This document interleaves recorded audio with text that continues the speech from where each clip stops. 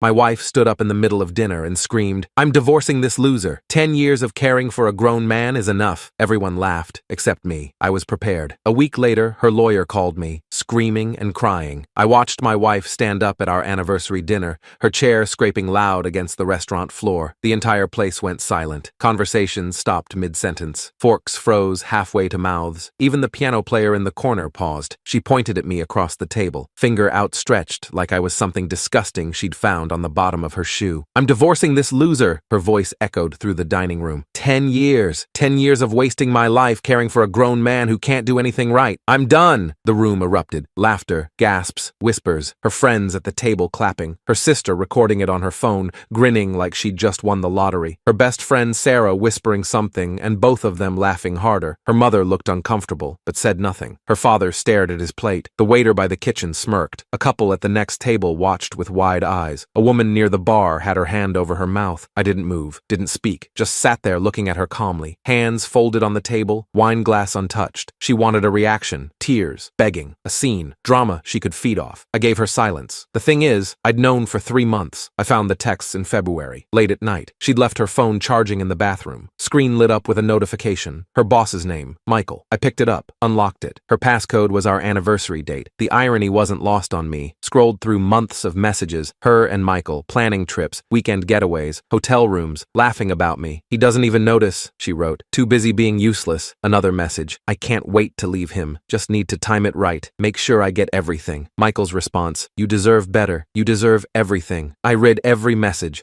every email, every photo they'd sent each other. Took my time, made mental notes, then I put the phone back exactly where she'd left it. She came out of the shower 10 minutes later, smiled at me. "What are you doing up?" "Couldn't sleep," I said. "You want tea?" "That sounds nice." I made her chamomile tea, extra honey, the way she liked it. We sat on the couch and watched half an episode of her favorite show before bed. I didn't confront her, didn't cry, didn't ask questions. I went to work the next morning, came home, made dinner, asked about her day, smiled when she talked about her promotion opportunity. I played the role she thought I'd always play, the predictable husband, the boring one, the one who didn't notice. But I noticed everything. I even bought her flowers on Valentine's Day. Red roses, expensive ones. She smiled and kissed my cheek, and 5 minutes later she was in the bathroom texting him. I could hear the notifications through the door. While she was planning her exit, I was documenting hers. Bank statements showing withdrawals for hotels, credit card receipts from restaurants I'd never been to, weekend conferences that weren't on her company calendar, screenshots of every message, every email, time-stamped photos from hotel lobbies she'd posted on Instagram and then deleted. Her company, a mid-sized tech firm, had a strict no fraternization policy, especially for management. Zero tolerance, immediate termination. Michael was her direct supervisor, executive level, married with 3 kids, 20-year tenure, on the fast track to VP. I made copies of everything, digital and physical, organized by date in 3 separate folders, backed up to cloud storage, printed and filed in my office at work. I was meticulous, patient, thorough. The anniversary dinner was her grand finale. She'd been planning it for weeks, made the reservation herself, at Bellissimo, the upscale Italian place where I'd proposed 10 years ago. She said she wanted to celebrate our journey. She invited everyone who mattered to her, her parents, her sister, her 2 best friends, her cousin, even her work friends, 3 of them, including someone from HR. 15 people total at a private table in the back. She'd ordered champagne in advance, picked the menu, paid for everything with our joint credit card. She wanted to humiliate me in front of everyone who'd watched us build a life together, everyone who'd been at our wedding, everyone who thought we were happy. She wanted me broken, begging, defeated. Dinner started normally, small talk, toasts, stories about the early days. Her father gave a short speech about commitment. Her mother dabbed her eyes. I smiled, laughed at the right moments, raised my glass, told the story about our first date when I spilled wine on my shirt. Everyone relaxed, thought it was a normal anniversary dinner. Then she stood up, made her speech, screamed about wasting 10 years on me, called me useless, a loser, dead weight. Her friends cheered, clapped. Sarah literally stood up and hugged her. The table went quiet afterward, waiting for my response. Her mother looked uncomfortable. Her father stared at his plate. The HR woman looked like she wanted to disappear. I picked up my glass of water, took a slow sip, looked her directly in the eye. "Okay," I said. That was it. Just okay. Her face twitched, confusion, then anger. Okay? That's all you have to say? I nodded once. Okay. She grabbed her purse. I'm leaving. Don't wait up. I won't. She stormed out. Her friends scrambled to follow, her sister still recording, Sarah linking arms with her, all of them laughing as they pushed through the restaurant. I sat there, finished my water. Her parents left quickly, apologized quietly. Her father squeezed my shoulder. I stayed, finished my meal. The waiter, the one who'd smirked, brought the check. I paid it, cash, left a 30% tip, drove home alone. She didn't come home that night, texted me at 2 a.m. Staying at Sarah's, need space. I texted back, okay. She filed for divorce 2 days later, Tuesday morning. I got the papers at work, hand-delivered by a process server who looked embarrassed. Her demands were listed on page 3. The house, the one I'd bought before we got married. My retirement account, the one I'd been contributing to for 15 years. Half my paycheck in ongoing spousal support. Her car payment covered. Her credit card debt paid off. Her lawyer sent a separate letter, 3 pages, smug tone, about how she'd sacrificed her prime years caring for me and deserved compensation for emotional labor and domestic contributions. I read it twice, filed it carefully, didn't respond, waited a week, let her feel confident, let her tell her friends she was going to take everything, let her post vague things on Facebook about new beginnings and knowing your worth. Then I replied, 1 email, no text, no explanation, just an attachment, 347 pages, every text message, every email, every photo from hotel lobbies with timestamps, every receipt from romantic restaurants and weekend getaways while I thought she was at conferences, every lie she'd told me while I made her breakfast and packed her lunch, chat logs with Michael planning their future, her laughing about our sex life, her complaining about having to pretend to care when I talked about my day. I included her company's employee handbook, full PDF, highlighted in yellow. Section 4.7, immediate termination for workplace relationships involving direct reporting structures. Section 4.8, especially those involving power dynamics and managerial oversight. Page 89, zero tolerance policy. No exceptions. I sent copies to 3 people, her lawyer, my lawyer, and one I saved for later. Then I printed everything, packaged it carefully, sent it certified mail to Michael's wife, their home address, signature required. Her lawyer called me exactly 6 days later, Thursday, 2:47 p.m. I was at work, quarterly budget meeting, saw his name on my phone, let it go to voicemail. He called 4 more times in 2 hours. I listened to the messages during my lunch break, sitting in my car, eating the sandwich I'd packed that morning. The first message was aggressive, threatening, legal jargon, words like harassment and defamation and consequences. The second message was different, quieter. He asked me to call him back, said we needed to talk, said there had been a misunderstanding. The third message, he was yelling, but not at me. I could hear my wife in the background, sobbing, voice breaking. Fix this,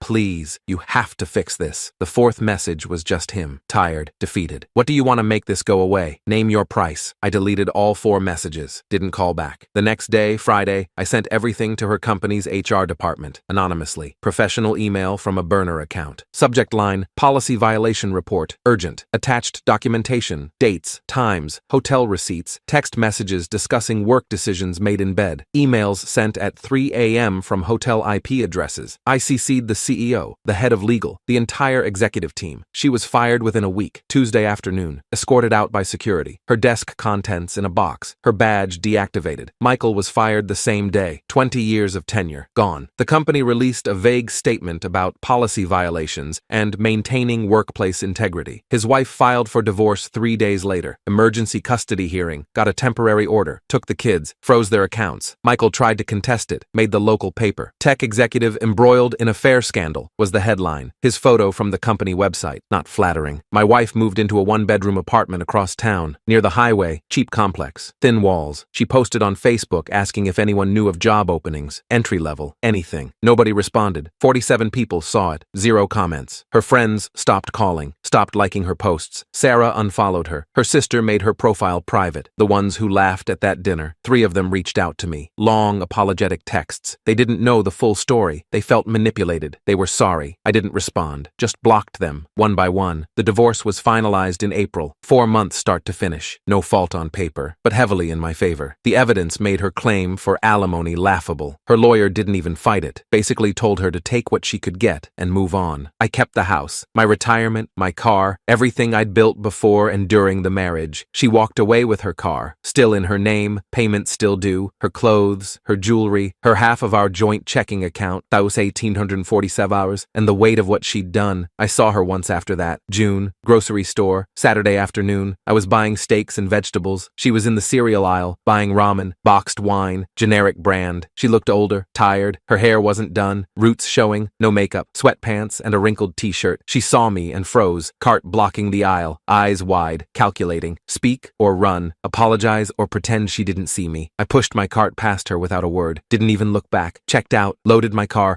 drove home, never saw her again.